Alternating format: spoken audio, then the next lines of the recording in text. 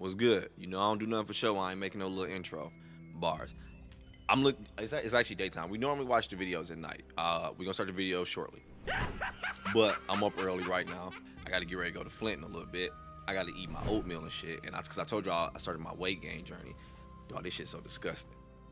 And I still gotta go to the gym and stuff. So that's why I'm eating oatmeal. And I was like, well, let me go ahead and record now because I'm about to be gone all day. I got a lot to do. So I don't want you to think like, oh, he just showing all, Cameron trying to be funny. Nah, shut up. But I check out I listen to that Louis Ray and shit go hard.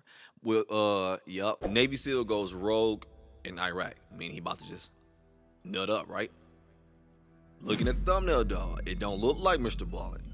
I asked because I know a lot of y'all be telling me check out more of his Navy SEAL stories so I can learn more about his personal shit at that point, which we gonna start doing. Is this about him? Let's watch the video and find out. Yo, you wanna check out the video? Link will be in the description below. But let's go. Today, I have something very special to share with you. One of my former teammates from back when I was a Navy SEAL has one of the most insane stories you will ever hear. And recently, he gave me permission to share it. But before we get into his story, if you're a fan of the strange, dark, and mysterious delivered in story format, then you come to the right channel because that's all we do, and we upload 3 or 4 times every week. So if that's of interest to you, please drop a 2,000-pound JDAM on the like button. Also, please subscribe to our channel and turn on all notifications so you don't miss any of our weekly uploads. All right, let's get into today's story. So it's his partner. Answer that. I don't know what a JDAM is. In June of 2011, I had just failed a very stressful and anxiety-inducing underwater test as part of Navy SEAL training. And after I failed this test, my instructor told me to get out of the pool and go over to the corner with the other failures. And so I made my way to the edge of the pool, I climbed out, and I sulked my way to the corner where I saw my other classmates who had met a similar fate on this test. They were all sitting in the corner with their backs to the pool in neat rows. And so I was totally gassed from this test. And so when I sat down, I start dramatically breathing really loud and heaving my chest up and down to show off just how hard my test had been. In about 2 seconds into this ridiculous performance of mine, one of my other classmates who had been sitting in the corner when I showed up, a big 18-year-old kid from Wisconsin named EPHRAIM, he immediately turned around and made eye contact with me, and through gritted teeth, he just goes, "Shut up! Everybody here is in pain." And then he turned back around. And immediately, I was really mad at him because he just totally publicly dimed me out in front of my other classmates. But then it dawned on me, he was right. The job we were trying out for, Navy SEAL, they're not looking for people who just feel bad for themselves all the time. And so I never forgot the lesson EPHRAIM taught me on the pool deck that day.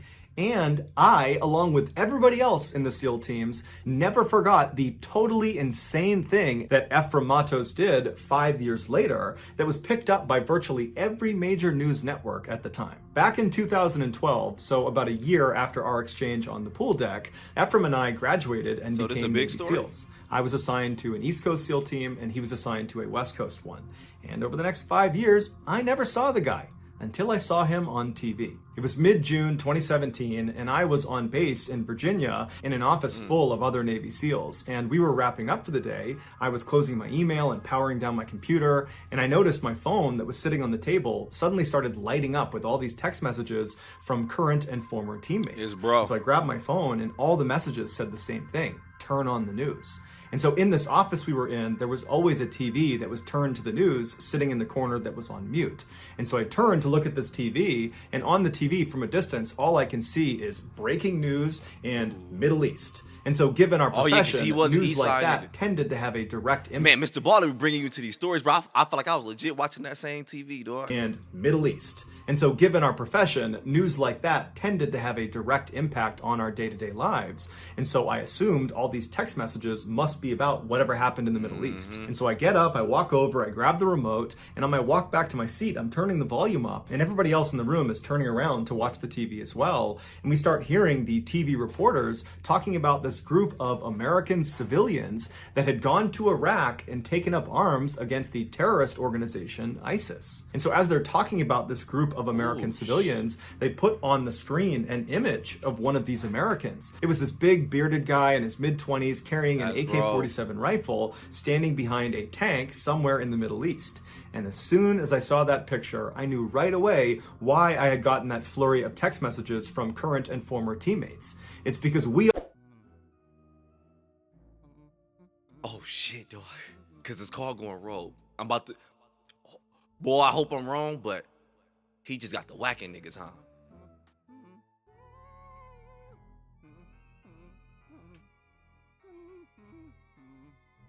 Why I had gotten that flurry of text messages from current and former teammates.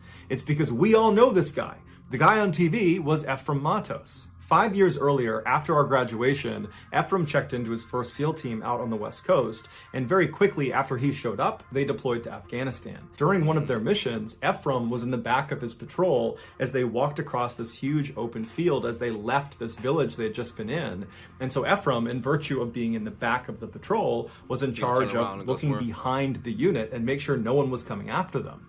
And so EPHRAIM periodically would turn around and he would look and make sure no one was following them. And then at some point when he turned around, he saw two little girls that couldn't have been more than 5 and 7 years old running out of the suicide bombers and start running down the road towards them. Now, earlier in the day, when EPHRAIM and his team had been in that village, they had found a... Bro, look, I told you. I love listening to people's war stories because they fucking real. It's legit. Like, sometimes they be... My bad, I ain't about to get all whispering and shit. It legit be like superhero stories that can really happen, though. Real quick, though. The reason why I say that is because I've heard people mention this many times when they talk about it, that it will be kids that'll run up on you with bombs and they're not stopping. Nigga, what do you do? Do you shoot them? I'm not gonna lie. Dog. Man. I bet I'm gonna make it home to my baby. That's all I'm saying. Dog, cause damn. I'm gonna let it finish, Doug, because we know what's going on. And so EPHRAIM, in virtue of being in the back of the patrol, was in charge of looking behind the unit and make sure no one was coming after them. And so EPHRAIM periodically would turn around and he would look and make sure no one was following them. And then at some point when he turned around, he saw two little girls that couldn't have been more than 5 and 7 years old running out of the village and start running down the road towards them. Now, earlier in the day, when EPHRAIM and his team had been in that village, they had found a children's backpack lying in the middle of the road. And when they went up to inspect it, it turned out to be rigged with explosives. Now, no one had gotten hurt. They had defused the explosives, but they were very weary for children's backpacks. And so as EPHRAIM sees these two girls running up to him, he can see they're both wearing similar style backpacks to the one they found in the road. They were suicide bombers. EPHRAIM began screaming at these girls to stop. Yo, I legit talk to people. I legit talk to people. If you tell me, like, when we meet, we be hanging out, and you tell me, like, oh yeah, I served, my bad, I be talking too fast. I served XYZ, boom, boom. I served XYZ, boom, boom, boom. I'm trying to slow down. It's just when I get interested in shit, I get to going. But I'm gonna look at you different, like, oh shit, nigga, you been through some shit, I know it. And I ask you stories. I won't just jump on that Buddha like that, and I won't be pressuring either, because you'll meet some who just don't want to really talk about it. My pops is one of them, so I let it go. I pressure him a little bit because I'm his son. I feel like, dog, you need to tell me these stories, and you need to tell me these stories behind all these medals before you leave, dog. You know what I mean by that. But if I just meet you up, like, I ask you some shit, and you'll get interesting stories like this, dog. This shit crazy how many times I heard about a story with kids strapped up, suicide, whatever. You know they coming at you. Nigga, I heard, and I thought it was just TV. And who knows? Some of these stories people be telling me can be bullshit. Bro said one was like a 5-7-year-old, whatever, running at him with a gun. Like, how do you even know how to use this mug at that age? Look, we not here about that. I didn't serve, so I don't know nothing about this stuff.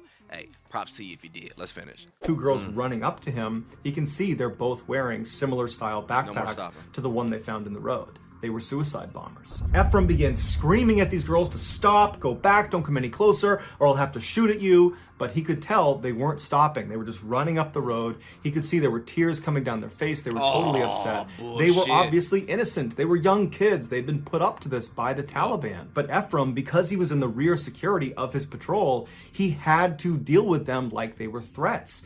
And so at some point when they wouldn't stop, he raised his rifle up, he flipped the gun off safe, and he put his reticle right on one of the girls, and he began applying pressure to his trigger. But right as he was about to squeeze and fire a shot, the girls just abruptly stopped. It's like they knew they were about to be shot. And they turned around and they ran back towards the village. And so EPHRAIM put his finger off the trigger, he flipped it back on safe, he lowered his rifle, and he breathed a huge sigh of relief. But even though he didn't have to engage these poor girls, that experience totally haunted EPHRAIM. In fact, of all the combat he got in on that deployment, that experience with those innocent girls had the most impact on him. How could anybody force a child to be a suicide bomber? How could anyone be that cruel? And so by the time EPHRAIM came back to the United States after that deployment, he gonna find out who did it and get to killing people because he don't want to say them little girls.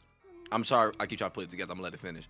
And be that cruel. And so by the time EPHRAIM came back to the United States after that deployment, he had changed. That experience specifically had changed him. Even though he believed in the US government's mission over in Afghanistan and in the Middle East, he felt like he could be doing more for these poor innocent people that were just trapped inside of conflict zones like these two little girls. And so over the next few years, he began looking at different conflict zones all over the world where civilians were in the most danger. And he discovered there was one place that was killing and exploiting civilians at an unprecedented rate. And that place was Iraq, where a new terrorist organization had taken power called ISIS. So in early 2017, when EPHRAIM's Navy contract ran out and it was time for him to decide if he wanted to stay in the SEAL teams or get out and become a civilian, he opted to not re-enlist, so he left the military, and instead he got on social media and he contacted a foreign volunteer group in Iraq that was providing humanitarian aid to civilians.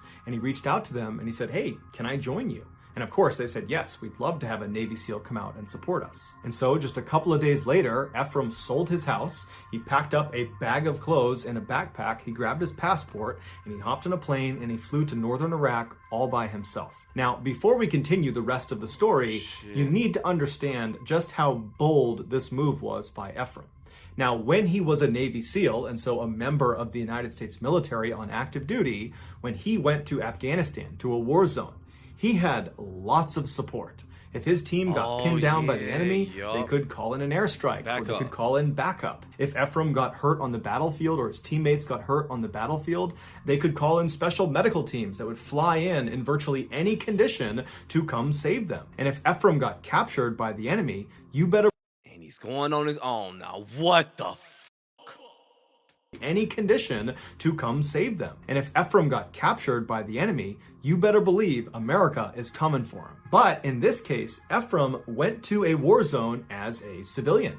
He was not in the US military, so he didn't have any of that support. If he or his team got pinned down out in Iraq, they would either have to fight their way out or get killed or captured. If he or one of his new teammates from this volunteer group got hurt, they would have to either save themselves or get killed or captured. And if EPHRAIM got captured as a civilian, nobody's coming for him. Nobody even knows he's been captured. He is completely on his own. But EPHRAIM knew these risks. In fact, he knew them better than most people because he had already deployed to a war zone and saw how important it was to have a support infrastructure. Man. He almost, because not only did he almost kill girls, but I guarantee you, don't know.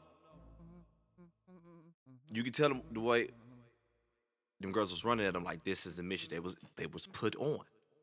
Like, complete this shit. We don't give a F about your life. They got bombs on them. So when you come back, when these girls come back and they didn't do it, what you think gonna happen, dog? Come on, man. That shit probably fucked his head up. Damn. We gotta go back to a ghost video after this, boys. Damn.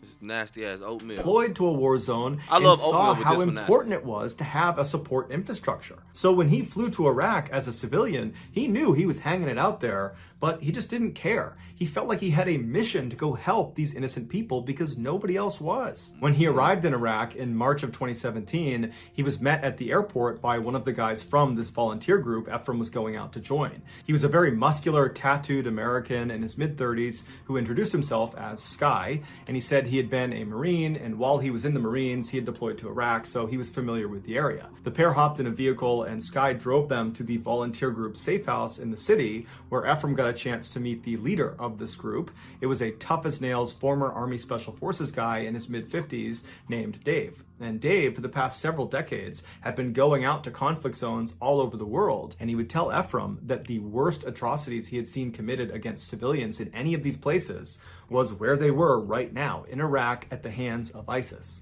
A few days later, EPHRAIM, Sky, Dave, and a few other American volunteers loaded up into this convoy made up of armored ambulances, and they left the city and they headed west into the countryside towards a huge city called Mosul that 3 years earlier had been captured by ISIS. On their journey towards the city, EPHRAIM and the others had to pass through a number of military checkpoints. Now, most of these checkpoints were stood up by their ally, the Iraqi army.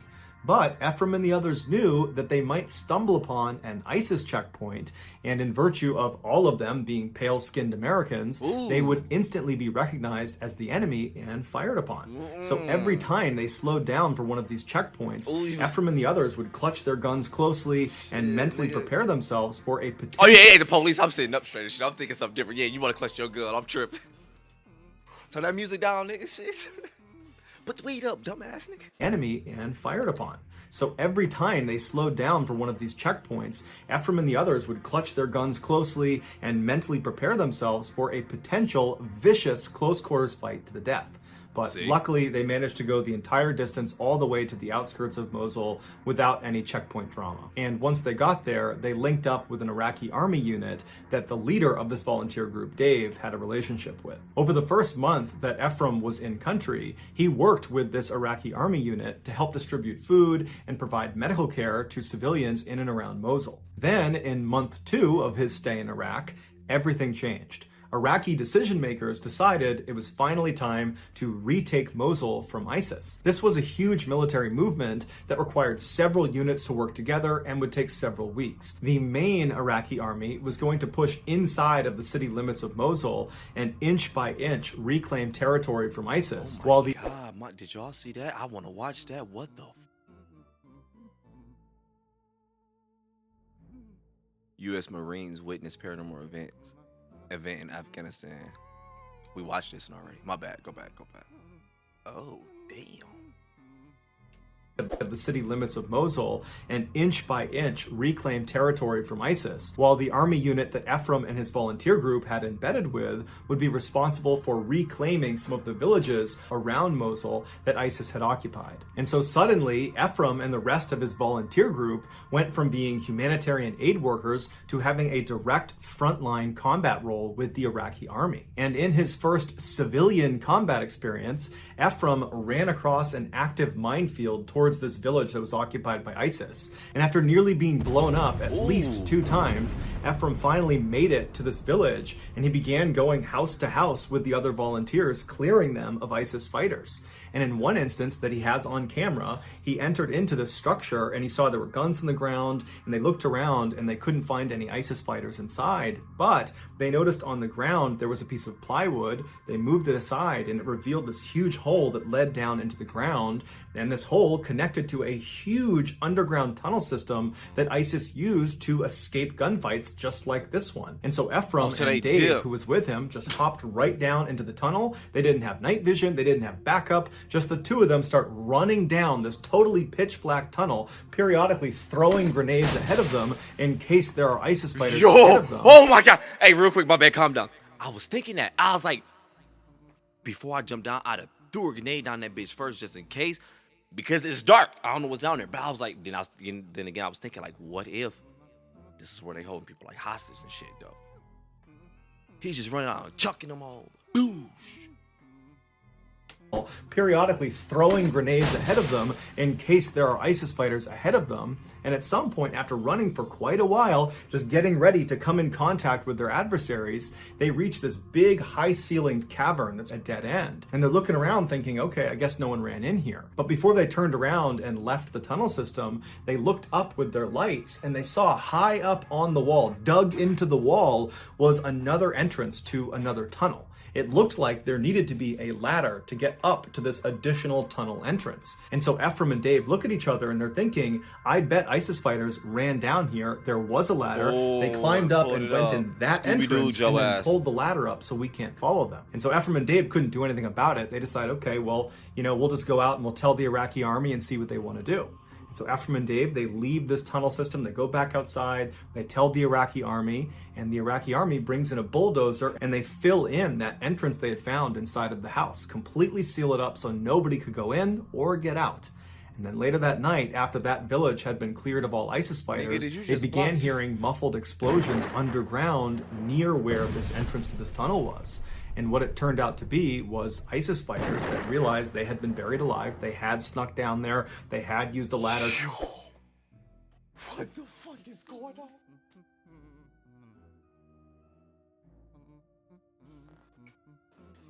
I'm like, he sealed it off so no one can use it again. Ah, you sealed it off so them niggas couldn't get out. ISIS fighters that realized they had been buried alive. They had snuck down there. They had used a ladder to get up into that crawl space. But when they realized they were doomed, they blew themselves up. Damn. For the next month, EPHRAIM and the Iraqi army unit that he and his volunteers were working with continued to periodically... This bitch ass nigga that locked us in here, dog. I know they was hot. Not literally. It's like you say that when you mad too. Like, what the fuck, nigga? Well, all this dirt.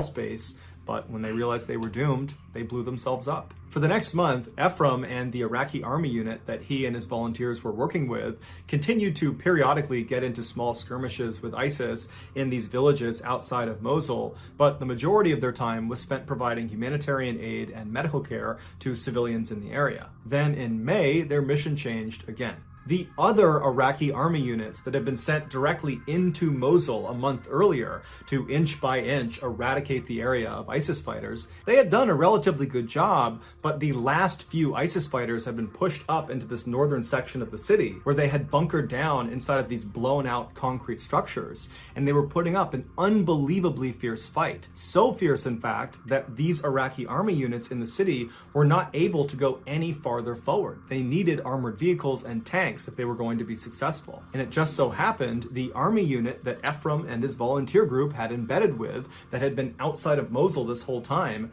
they were an armored unit. They had armored vehicles and tanks. And they were ordered to head right into the heart of Mosul and liberate it once and for all. And so on May 4th, EPHRAIM and the other volunteers loaded up in their armored vehicles and they joined this huge line of dozens and dozens of tanks and other armored vehicles looking at the western side of Mosul. There was just a field between them and the city walls. And as soon as this massive convoy began moving forward towards the city just opened up on them. Heavy machine gun fire, rocket fire, mortars. It was just absolute chaos. ISIS knew they were coming, and so they were unleashing everything they had on them. And EPHRAIM would say, after his vehicle actually got inside of the city limits of Mosul and was on one of their roads, all these booby-trapped cars began detonating all around them, and the machine gun fire and rocket fire and mortar fire only intensified.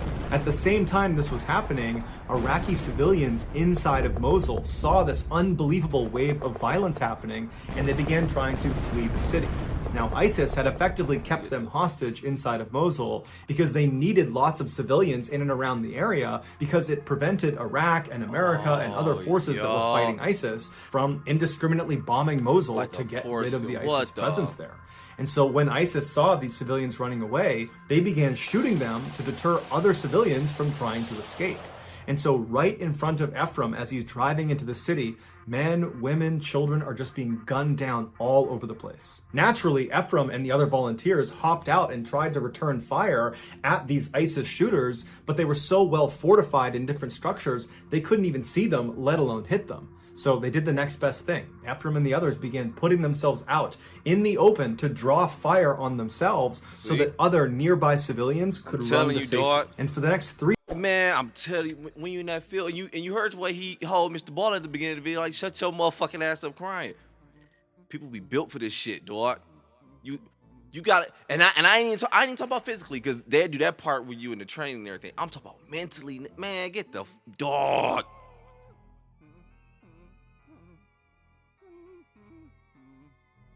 fire on themselves so that other nearby civilians could run to safety. And for the next 3 days, that's what they did, constantly exposing themselves and dodging bullets. And then also, when they weren't doing that, they were treating these civilians that had been wounded and other Iraqi soldiers that had been wounded. Now, to this point, EPHRAIM had seen combat when he was in the United States Navy as a Navy SEAL, and he'd seen combat as a volunteer with this group. But it wasn't until he got inside of Mosul that he saw just how barbaric humans can be to one another. He said he saw so much death and dying all around him that it was like his brain couldn't compute that level of barbarism. He would later write a book called The City of Death, and it was about his experience in Mosul. And he said the reason he named the book The City of Death is because that's what it felt like. Everywhere around him was just death. For the next several weeks, EPHRAIM and the other volunteers took up a position in the south section of Mosul inside of this bombed out building. They created a sort of aid station, and there they focused all of their attention on trying to treat as many wounded civilians and wounded Iraqi soldiers as they possibly could. At the same time, the rest of the Iraqi army had pushed north and was slowly chipping away at the last few ISIS fighters. On June 1st, so roughly 1 month after EPHRAIM and the others have entered into the city of Mosul, they noticed a significant uptick in the number of wounded civilians that were coming to them for help. And so all day and all night, they're treating all these people that are horribly wounded with gunshot wounds and other wounds. And so at some point, how do you know one is not an imposter, dog? Fuck. All these people that are horribly wounded with gunshot wounds and other wounds. And so at some point, EPHRAIM and the others begin asking these people, what happened to you? This seems unusual that so many people would show up with these wounds. And they all just seemed to be in shock. No one was able to really talk about what happened, but a few people mentioned there had been a massacre somewhere nearby. But when they pried for more information, there was a language barrier issue, and there was just the fact that they were overwhelmed with patients, and they needed to make sure their focus was on treating them, not talking to them. The following morning, though, EPHRAIM and the others got up and decided they wanted to push farther north into ISIS-held territory to see if there was evidence of a massacre, to try to figure out what happened to all these people that were showing up wounded. And so EPHRAIM and the other volunteers, they left their aid station building and they moved north about 1 block to this huge intersection, and there they tucked up against this huge concrete wall that protected them from ISIS. ISIS was down the other road that ran through the intersection. They were holed up in this huge bombed out hospital that overlooked this intersection. And so from where they were, ISIS couldn't see them and they couldn't shoot them. At some point, EPHRAIM poked his head around this wall, looking down the road towards this burned out hospital, and what he saw along the road shocked him. There were dozens and dozens of civilians that had been killed laying all over the place. It would turn out the day before, a huge group of civilians I thought he was going to say that as soon as he poked his head around, they was going to pop it, and that's what I thought was going to happen. laying all over the place. It would turn out the day before, a huge group of civilians had attempted to flee the city, and they ran in front of that burned out hospital where ISIS was, and they gunned them down. And they killed over 200 civilians, men, women, children. They didn't care. And they wounded at least 100 others. And so that was why there was that huge uptick in wounded civilians the day before. And so as EPHRAIM is scanning this carnage, being careful not to stay exposed for too long, he notices one particularly large pile of bodies. There's about 20 or 30 bodies. He sees in this pile, there's clearly movement. And he can see there is a little girl who's attempting to hide herself under her dead mother's clothing. And then next to this girl were two other adult men that clearly were wounded, but were alive. EPHRAIM immediately starts yelling to them to run to him, you're gonna get killed out there. But so is it just a random little girl? Because you know these stories always be having you looking for a twist and shit. I think this is one of the ones, it's just, nah, straight to the point, this shit happened. But, because Ephraim immediately starts yelling to them to run to him, you're gonna get killed out there. But the three of them were completely shell-shocked. For the past 24 hours, they had been laying inside of this pile of bodies. And so they were not going to be able to move on their own. And so Ephraim realized unless they did something to get them out of there, they were going to die. So Ephraim and the others ran back to their Iraqi army counterparts, and they got them to sign off on a rescue mission. And their plan was they would have one of the Iraqi tanks drive down that road straight towards that hospital where all the ISIS fighters were, and right behind the tank would be an Iraqi Humvee, inside of which would be Ephraim and the other volunteers. And so they would go straight down the road, the tank would serve as a sort of shield for the Humvee, and after the tank passed the pile of dead bodies, the Humvee would be lined up right next to it. Ephraim and the others would hop out, they'd grab the girl and the two other men, pull them back in the Humvees, and then the two vehicles would back up to safety. Once this plan was in place, Ephraim and Dave and the other volunteers contacted the American military in the area, and they got them to authorize a smokescreen. They would fire artillery shells with airburst smoke grenades that would obscure the view of the ISIS fighters in the hospital. They wouldn't actually be able to see the tank or the Humvee or this rescue operation. I'm good. I'm like, that's so Raven. I know you like, how you get so shit? He already watched this video. Nah, bro. I was just like, that's so Raven, dog. It's like when I go on my mode, I'll be matter of fact, we'll be back after these commercial breaks. But no, all just aside, though, for real. It just sounded strategic to me. I mean, it's like, dog, they got a sky view, what you call a bird's eye view or eagle, I don't know what you call it, nigga, they above me. They got a view above me, I can't see down. I mean, they can see down right at me. So I need a distraction, dog, because I was thinking like throw a grenade or something, but then like, why waste it? Why waste it, right? But it makes sense, like throw some smoke or some flash and shit. It's probably why I be losing in Call of Duty all the time. So don't waste that shit. Throw like one of those, boom. So now they looking over there, and you know what they probably gonna do? I ain't gonna go soon, because he gonna be help. Boy, if I get this right, boy, you know, this legit, not even being funny. This just something I do from Call of Duty, dog. Legit, not being funny. Very privileged. I'm glad I can sit at home and play Call of Duty, because it's people that's really living this shit. So I do not take that for granted. This is legit what I'm about to say, not being funny. What I would do when I see that, I would just start shooting through the smoke, because obviously I'm gonna feel like somebody trying to get by, and hopefully they ain't goofy enough to throw the smoke down and actually walk through the smoke. But if they are, let me just shoot through it just in case. That's all I'm saying. Now if that shit happened, sorry. To authorize a smokescreen. They would fire artillery shells with airburst smoke grenades that would obscure the view of the ISIS fighters in the hospital. They wouldn't actually be able to see the tank or the Humvee or this rescue operation taking place right in front of them. And so shortly after these plans are totally finalized, and Ephraim and the others are loading up in the Humvee, and they're getting in position to turn that corner and begin this operation. Oh, they didn't execute yet. The driver of the Humvee says, you know what? I don't want to do this anymore. It's not safe. I'm not willing to do it. Ephraim and the other volunteers tried to convince him to still do the operation because they didn't have time to get a replacement Humvee, and they had already coordinated with the American artillery units that were going to be firing these shells at a certain time, and so they really didn't have an opportunity to do this operation again if this guy backed out. Not to mention, if they didn't get out there quickly, these three people were going to die anyways. And so finally, when Ephraim realized this driver was not going to budge, he was not going to go in this operation, Ephraim and the others got out of the Humvee and they walked up to the tank driver and they asked him, you know, are you still prepared to go on this rescue operation? And he said he was. And so even though if they went through with this mission, it would mean Ephraim and the others would be on foot behind the tank, completely exposed, they were still totally down for doing it. In fact, Ephraim would say at no point did they consider canceling the mission. They were so focused on saving these three people that they were prepared to sacrifice themselves to do it. And so the tank driver closed his hatch. Ephraim and the other... He just changed the whole plan. I don't even know if I'm mad at him, honestly, dog. I mean, it's bullshit, because you know what the mission is, what we're here for. It's bullshit. But damn, he probably like, man, I want to go home, dog. Now life is about to go a whole new direction. He just sent everybody life in a whole new direction. Don't know if it's for the better. We don't know though. But it's just a butterfly effect. It's always just been one of the things I just love. Everything you do. At no point did they consider canceling the mission. They were so focused on saving these three people that they were prepared to sacrifice themselves to do it. And so the tank driver closed his hatch. Ephraim and the others got behind the tank. They turned that corner so they're facing the hospital. And then a couple minutes later, as planned, American... Yeah.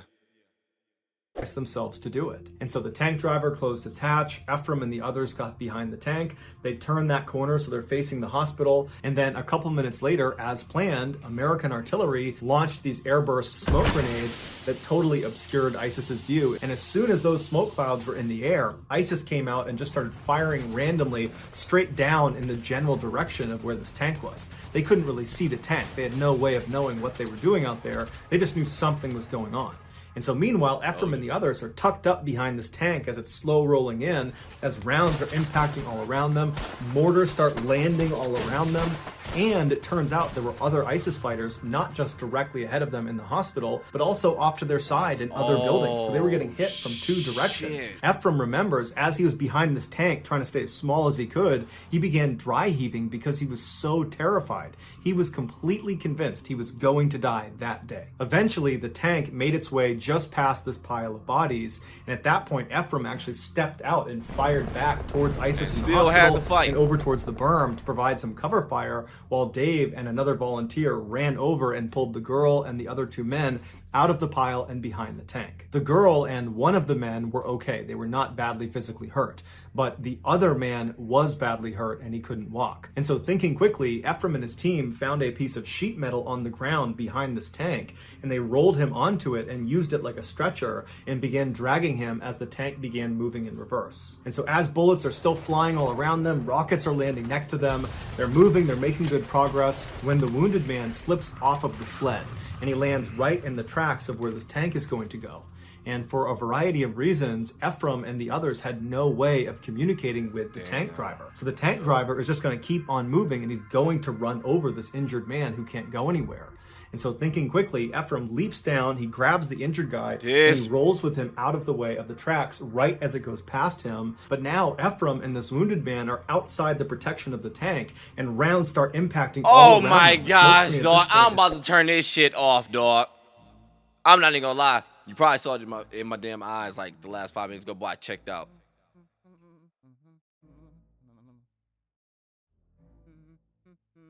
And the crazy part is, I probably would have turned this video off. I ain't gonna cap. You know what's the only part that's making me like, man, it's still it's gonna be a good ending, because Mr. Ballen told us at the beginning. He said he got permission from bro to tell this, so you know he's still alive.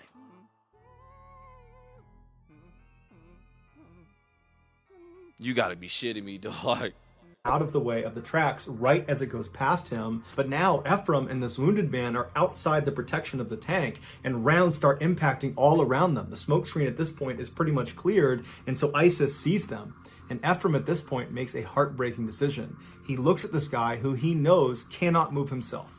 He's badly wounded. He makes eye contact with him. He holds his hand, and EPHRAIM just shakes his head and says, "I'm sorry." Because he knew he couldn't move him fast enough behind the tank before both of them got shot, and he couldn't throw him on his back in time before both of them got shot.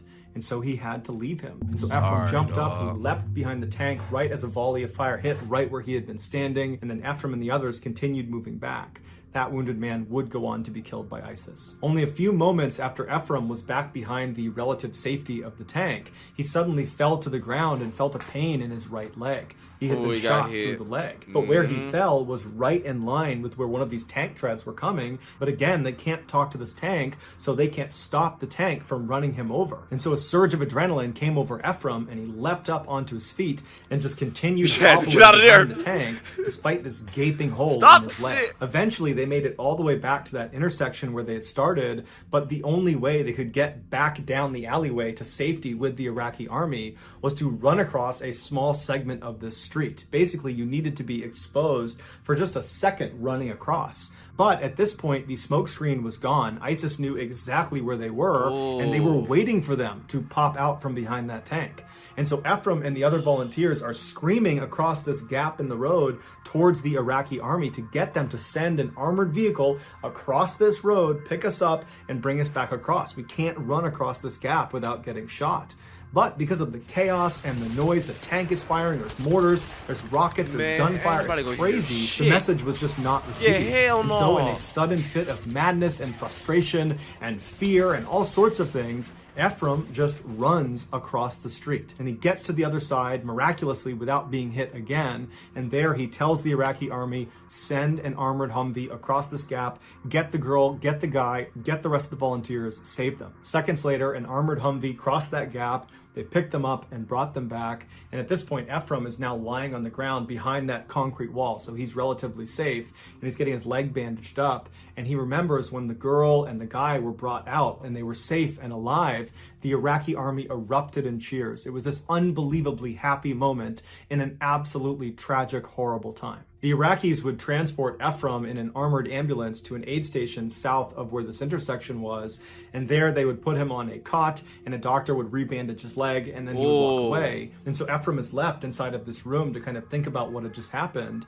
and he looked over to his left, and just 2 beds over from him was the girl he had just nearly died saving. And she was sitting on her cot. She wasn't looking at him. She was looking straight ahead. Is she? Her dark hair was matted down, and she was just kind of staring into nothingness. It was clear she was still in shock, but she did look relatively unhurt. And then at some point, another Iraqi doctor came over and gave her some food and water, and she ate and drank ferociously. EPHRAIM just stared at her in awe. At that moment, she was the most important thing in his life. And as he's staring at this miracle child, the doctor that had given her food and water noticed him staring, and he came over to EPHRAIM and he just said, her name is Demoa, she's 4 years old, and she's going to be just fine. After the doctor had walked away, EPHRAIM pulled his hat down over his face and he just wept. EPHRAIM never had a chance to actually speak to Demoa because she was so scared of everyone around her that he decided to just give her her space. But he would later find out that she was reunited with her living family members, and today she is alive and well. After his injury, EPHRAIM was sent back. Well, yeah, my heart dropped like 8 times. I kept thinking he was about to say, turns out she was the one with the ball. I was just waiting for him to say it so I told your ass like to death. It was crazy because I thought he was about to adopt her and shit, like follow, like I got raised or anything, like one of them type of situations. Because, you know, because that's how movies got me programmed. Stop playing, we gonna go in that mode. You know, that's how movies is, everything happy ending. But nah, he got back out there like, I got a mission, dog. He couldn't get in that mode. He couldn't even have that kind of heart in that situation, huh? That's crazy. That he decided to just give her her space. But he would later find out that she was reunited with her living family members, and today she is alive and well. After his injury, EPHRAIM was sent back to the United States, and it was then that he learned their rescue operation had been filmed by a guy who was there that day documenting war crimes by ISIS. He saw this rescue operation happening, and he just started filming it. After this man posted the footage online, it went viral, and before long, major news outlets all over the world were reaching out to EPHRAIM and the other volunteers for interviews. This was the story that me and my teammates in Virginia in that office saw in 2017, and that image we saw of EPHRAIM standing behind the tank with the AK-47, that was moments before he rushed out behind the tank and provided cover fire for Dave and the other to run over and grab the girl and the other 2 men. The gunshot wound that EPHRAIM sustained in his leg wound up being relatively minor, if you consider gunshot wounds to be minor. It did not hit an artery, and it did not shatter his bone. And so after only a few months, he was more or less back to strength, and instead of just taking it easy, he was in another conflict zone in Burma, this time working with a new volunteer organization, one that he founded called Stronghold Rescue and Relief. And their mission is to protect and care for families in conflict zones. Their motto is, the only thing necessary for the triumph of evil is that how you get the book? For good men to do nothing. Despite being a very small organization, the triumph of evil is for good men to do nothing. Despite being a very small organization, they are having enormous impacts all over the world, but they need our help. They rely on a small army of people who pitch in small donations every month to keep operations flowing. So if you're a fan of the strange, dark, and mysterious, please consider joining their army by supporting them on a monthly basis, just like I am. If you do, you'll not only gain my respect and admiration, you'll also get sent one of these awesome shirts with that amazing quote on the back. The link to join their army is in the description of this video. Also, if you just click on that link, it will bring you to their website, and you can see the full unedited footage of their rescue mission. So that's gonna do it, guys. If you got something out of today's video and you haven't done this already, please drop a 2,000-pound JDAM on the like button. Let me see. I'm gonna do it. Hey, this shit ain't gonna be like no $50 or $100 a month, is it? Hold up. Click that like button real quick. Hold up, dog. All right, so I ain't gonna do too much talking because we did a lot in this one already. This one, even though it was like right up my alley to listen to it, it still got to the point where it was like, man, this is just too much, dog. like I said, I told you, when I meet people who possibly live this lifestyle, did shit like Sir, whatever, or even just older people in general, I like to ask stories. I like to talk because I like to hear. I should say I like to hear this shit because it's like, to me, this is experience. I'm listening like, oh my gosh, this is crazy that you actually been through this. Because usually most of them would not let you leave that mug without giving you some knowledge on like, if the shit happened to your ass, then this is how you do it, whatever. But even though overall for me, it's more of just hearing a story because I like hearing stories from people. So it's like, man, the fact that you've been through this is fucking crazy. And you'll meet crazy, like different type of people who just been through certain shit. Like, for example, some that's just like not war stories. Like, I got friends you just ask, like they just be talking about like it's normal, and it's like they gotta live. Only thing they gotta do is keep living their life this way. So they be telling like, oh yeah, you be hearing some effed up shit. I got friends who's like, yeah, I lost my 2 younger siblings in like house fire or stuff like this, or it be stories up that alley, or like, yeah, my mom killed my dad, or shit like this. And like, this is just like life. I'm just trying to think of just outrageous shit that you be thinking like, what the fuck? I don't know why I'm whispering so low. My bad, dog. But it's just, I don't know, dog. I love hearing these stories, like hearing people's life stories, I should say, for better wording. I don't know. But at the same time, it's like, this shit gets scary. So I'll be like, man, who am I to tell you why you should believe something or not? I don't know, dog. Shit. Well, life is crazy. And one day it's just going to be the year 2578. And this shit be long buried, gone. This shit as in me. I'm about to enjoy this little motherfucker while I'm here, dog. Dog, I'll be chilling, man. Hey, enjoy your day, morning, evening, night, whatever.